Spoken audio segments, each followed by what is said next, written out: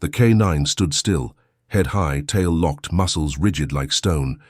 His handler, Officer Rudd, tugged at the leash once, twice. Nothing. The courthouse hallway, moments ago a flood of footsteps and murmured anticipation, fell into a stunned silence. Rudd's voice dropped to a whisper. "Move, Axel, we're up." But the dog didn't even blink. Everyone had seen Axel in action before, clearing crime scenes, disarming suspects, sniffing out explosives buried 5 feet deep. But today, in front of the courtroom doors, he stood as if welded to the floor, and then he growled. Not a warning. Not fear. Something else. Something eerie.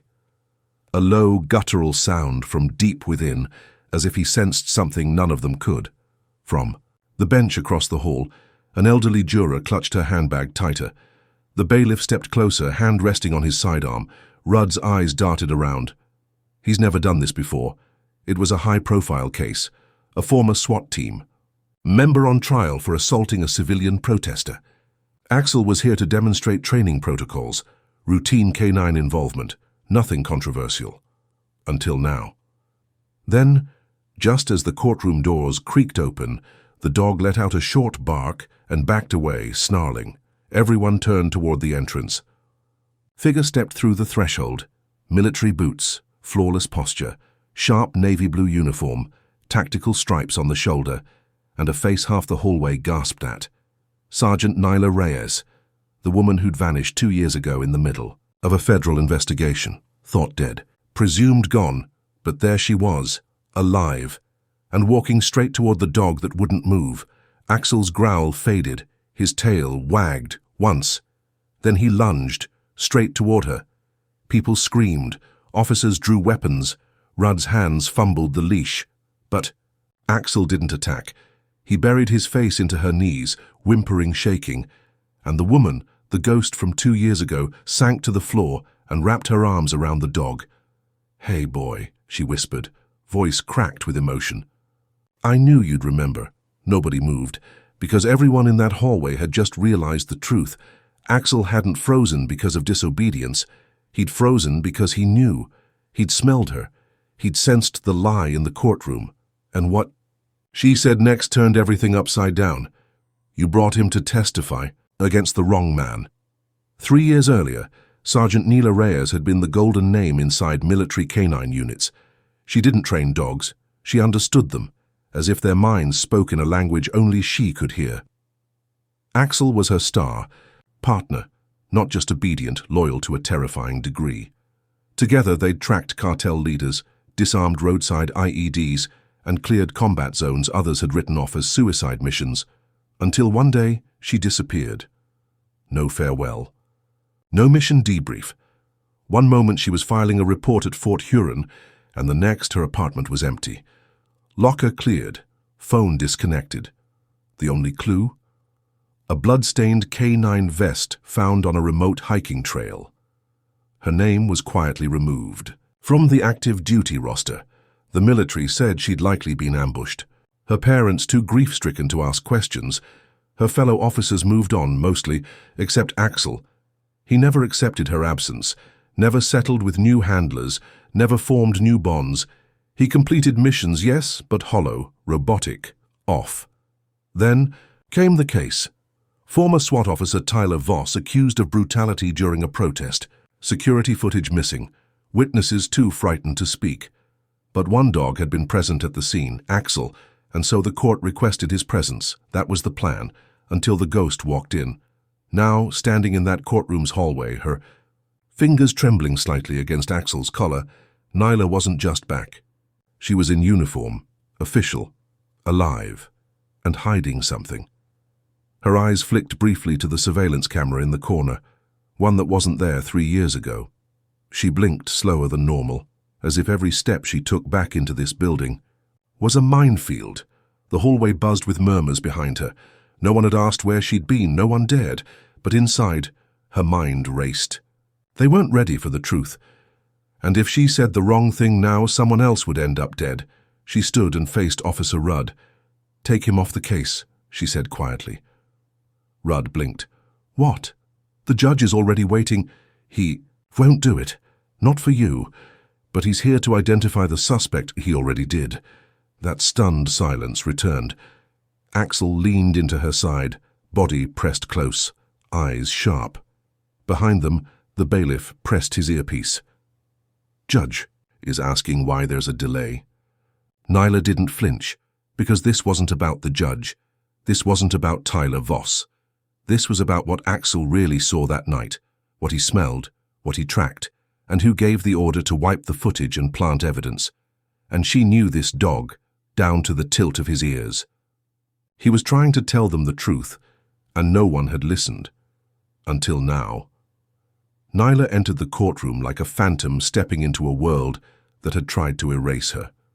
Her boots clicked softly against the floor, but it was Axel who made the louder impact. The moment the K9 stepped in beside her, the air shifted, half gasps, half silence. His eyes scanned the room, tail stiff, every muscle on edge. Officer Rudd leaned close. We briefed the judge that you're his original trainer. You'll testify to his reliability. I'm not here to testify, Nyla replied without turning. Her head. Rudd frowned. Then what are you doing?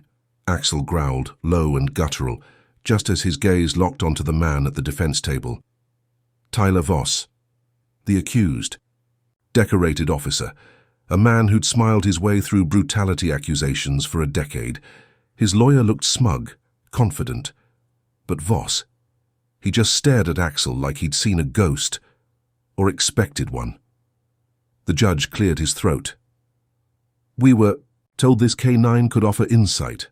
Is that correct, Sergeant? Nyla stepped forward. Yes, Your Honor, but not in the way you think. She reached into her pocket and slowly pulled out a small black patch, weathered, scratched, half-burned. Axel's old unit badge. This, she said, was removed from his vest the night I disappeared. Gasps again. Murmurs. The judge narrowed, his eyes. Are you making a claim, Sergeant Reyes? She knelt beside Axel, her hand flat against his shoulder. Axel didn't disobey earlier. He refused to move because he recognized someone else in that hallway. Someone not on trial. The eye. Room went still. Rudd stood up. Sergeant, you're not authorized to reopen. He's not pointing at Voss, Nyla said, voice cutting him clean. The judge leaned forward. Then who is he identifying? Nyla slowly turned her head, eyes locking on the prosecutor. Jason Locke. Axel's ears shot back. His body leaned forward as if tension electrified his legs. A single sharp bark broke through the silence. Order, the judge snapped. Locke stood up, laughing nervously. Your Honor, this is absurd. I'm the one prosecuting the officer here. You were also the one who requested the footage be sealed, weren't you? Nyla asked. The room didn't breathe. I was briefed, she continued, on the claim that Axel watched Voss strike a protester in the alley. But Axel never barked when we approached Voss. He froze. Because the scent didn't match, because it wasn't Voss. Axel had followed the real attacker's trail back then, only for his handler to be ambushed before she could say a word. Back. At her apartment 3 years ago, Nyla had walked in with evidence tucked inside her jacket. Photos, chemical traces, transfer sheets from a synthetic drug laced with tear gas used in unauthorized crowd dispersals. And then the power went out. She barely had time to draw her weapon. Axel had lunged into the hallway, only to be hit with a sedative dart. Nyla never saw who grabbed her, but she smelled the same mint-laced cologne from the man now standing smug behind the prosecution table, Jason Locke. The judge demanded order, but no one moved. Axel began to pace, nose close to the floor. A short circle. Then another bark, louder, aimed at Locke again. Locke chuckled, shaking his head. You expect a dog to indict a federal prosecutor? Nyla's voice remained steady. I don't need the dog to do it. I just needed the dog to unlock the file. She handed a flash drive to the bailiff. Axel's collar had a microchip embedded with encrypted data. Military backups, mission logs, handler audio, including my last transmission heard before I was abducted. Every head turned. The judge motioned to the clerk. Play the file. A grainy audio crackled through the courtroom. This is Sergeant Reyes, Unit Echo 3, confirming presence of chemical dispersal in alley, not Voss. Repeat. Voss is not the source. Target unknown. Possible infiltrator in uniform. Axel is tracking. Wait. Gunshot. Screams. The tape ended. No one spoke. Axel sat beside Nyla, calm now, watching Locke like a predator sizing up its wounded prey. Jason Locke didn't move. Not when the judge slammed the gavel, not when the clerk turned pale, not even when the bailiff stepped forward. His face was frozen in something worse than fear. Recognition. Play. It again, the judge ordered, the audio repeated. The final line hit harder this time. Wait. Gunshot. Locke raised his hand slowly. Objection.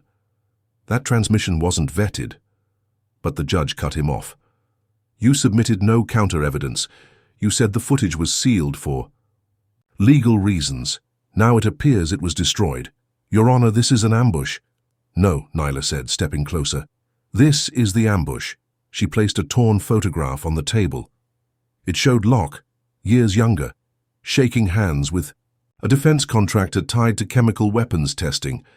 In the corner of the image, a younger Voss. The web wasn't just tangled, it was deliberate.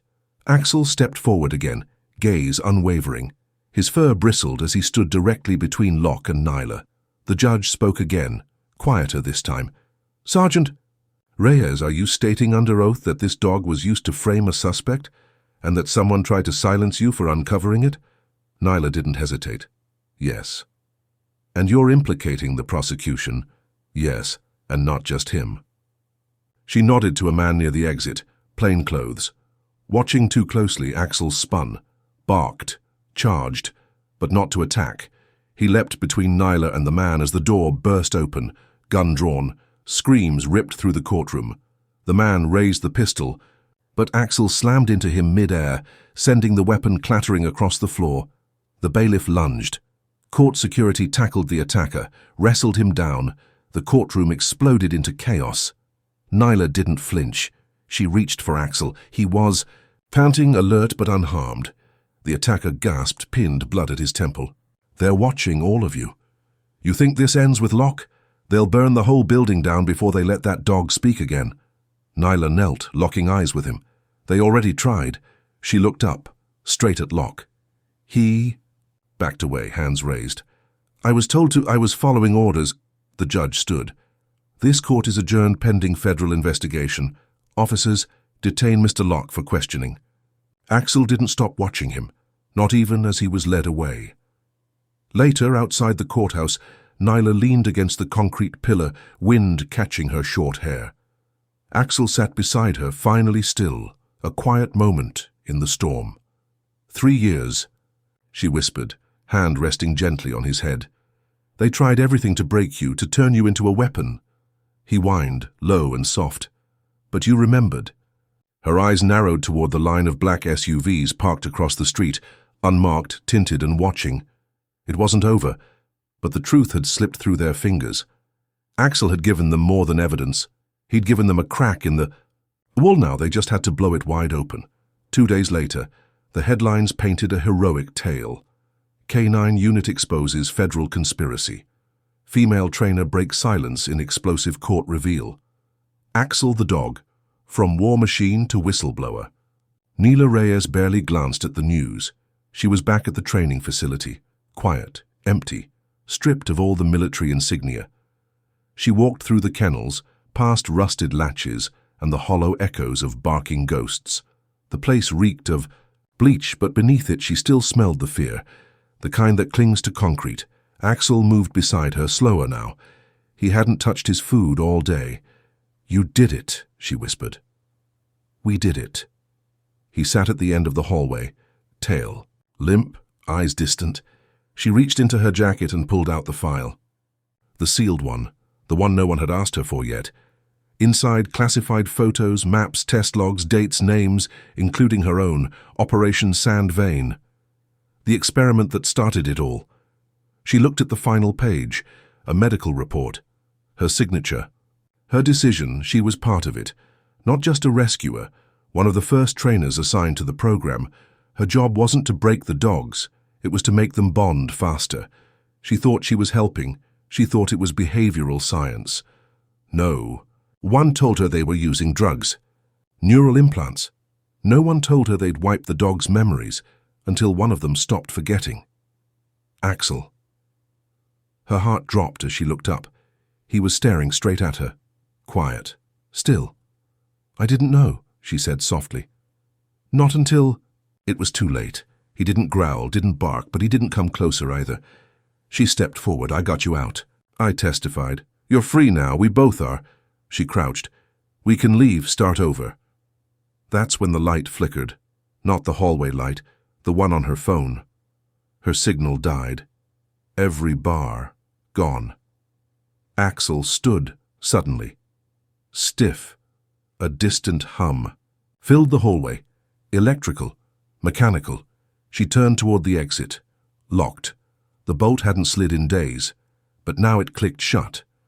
Automatically, the camera in the corner turned, red dot blinking, recording. Then the intercom crackled to life. "Sergeant Reyes."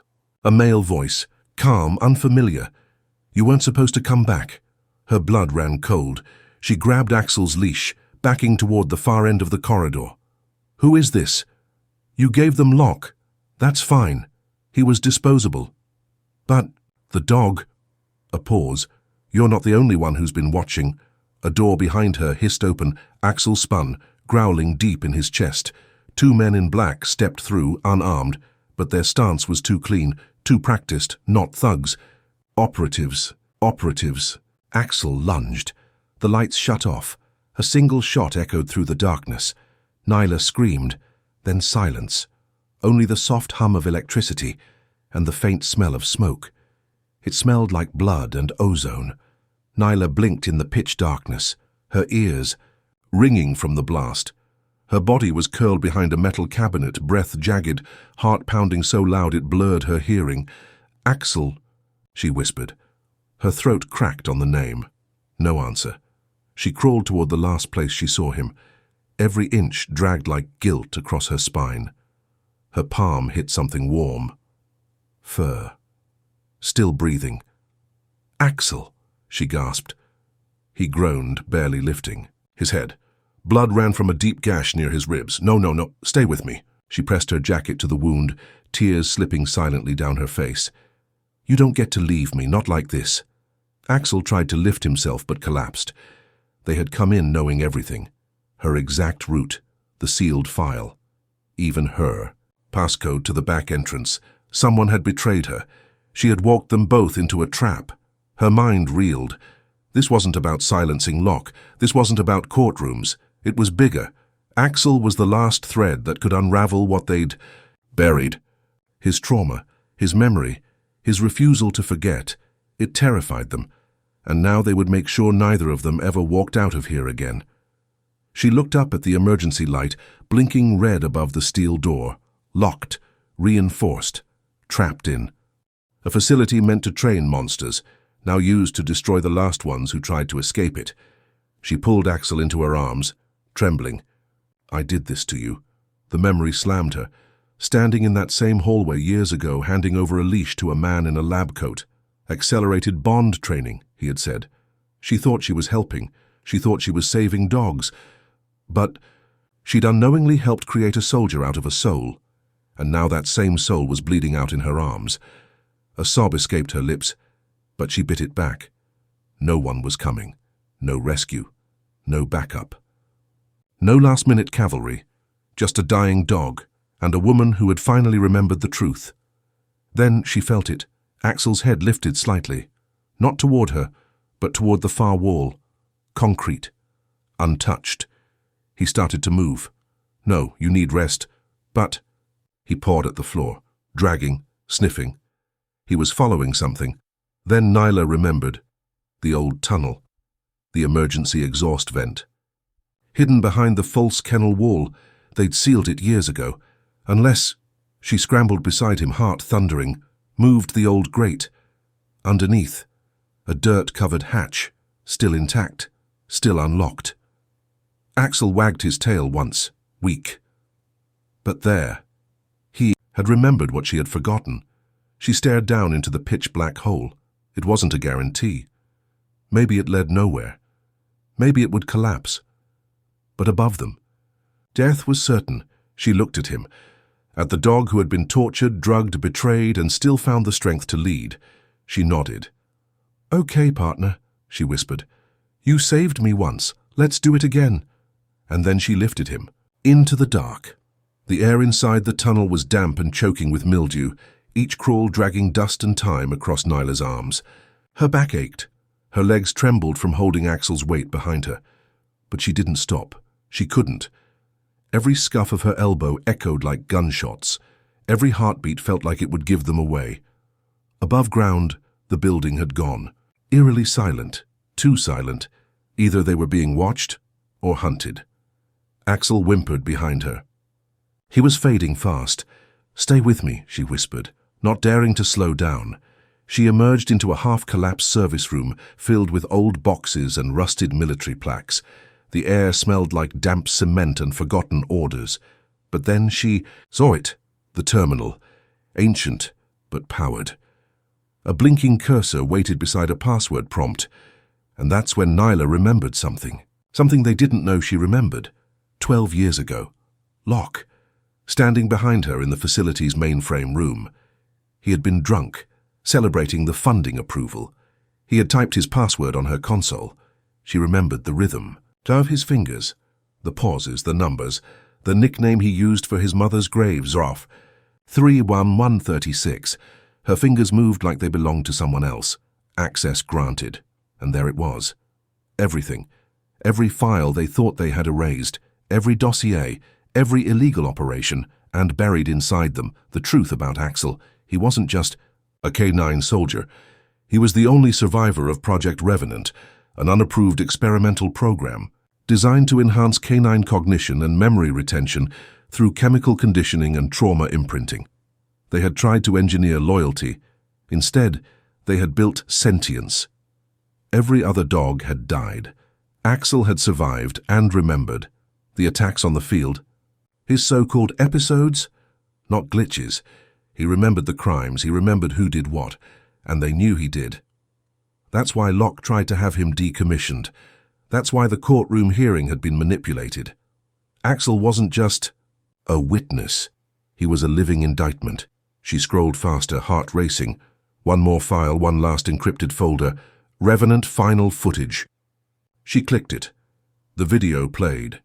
Grainy black and white surveillance. A man tied to a chair. A team of officers yelling. A dog being brought in. Axel, barely 2 years old. He was forced to witness the torture of a man, a journalist who tried to expose the illegal funding. Axel watched. He didn't look away. And then, something happened. The man broke. Whispered Locke's name, Axel growled. Even then, he understood what was happening.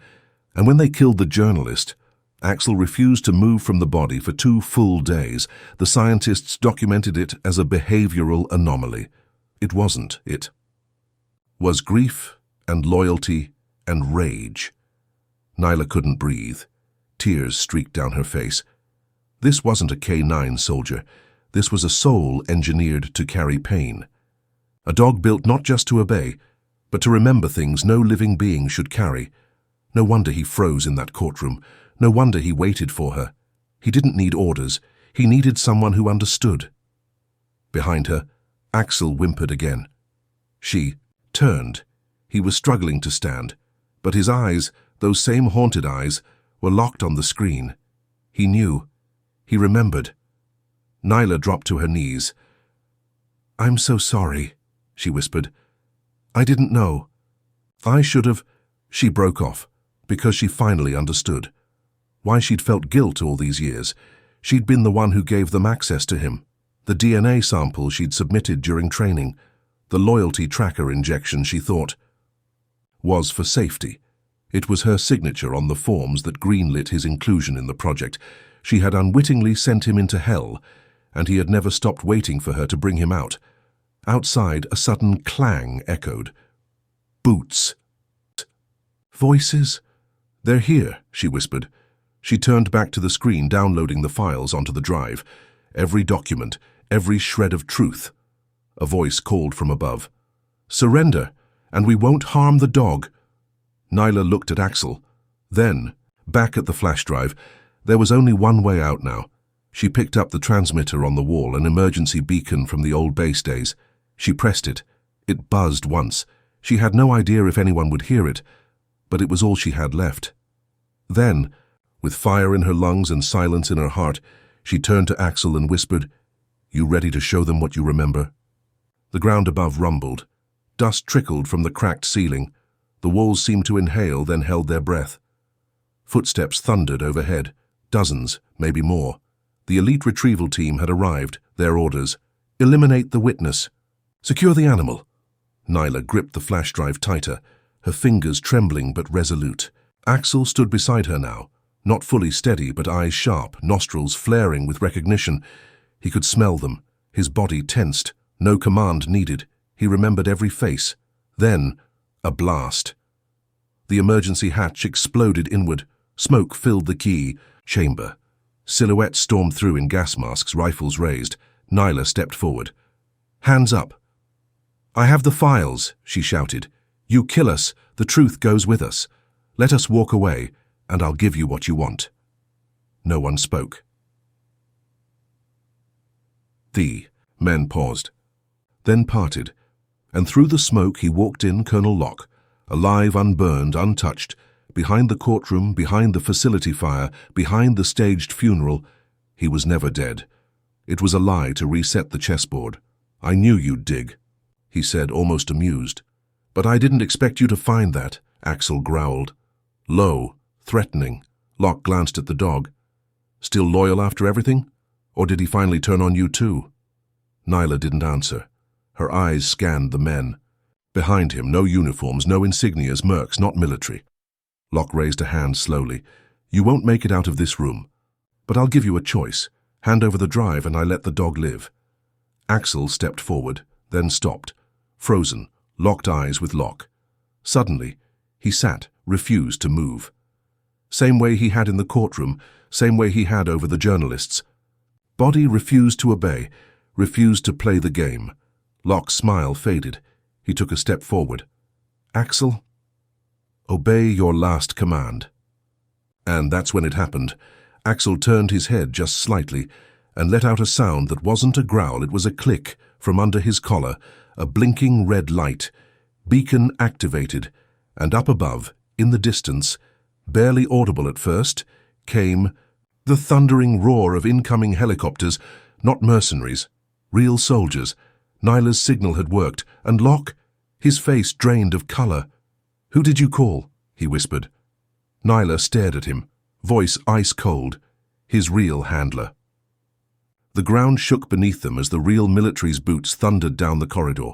Uniforms with valid insignias poured in, Special Ops, Homeland Security, and members of the K-9 division Nyla once belonged to.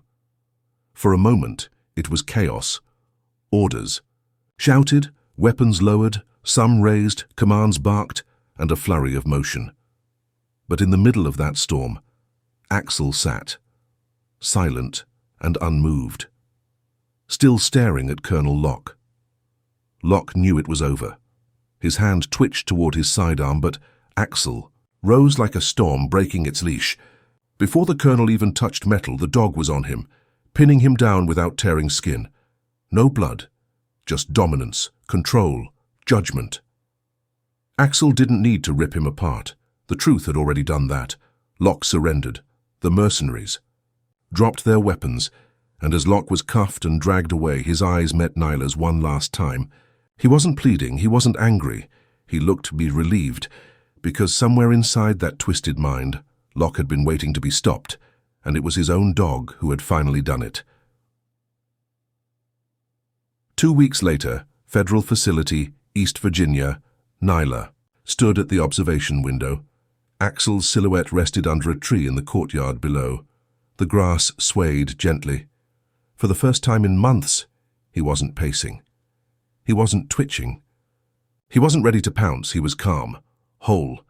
The specialist next to her tapped a clipboard. "His trauma response has drastically lowered since being placed with you again. The seizures stopped. Night tremors too. It's remarkable.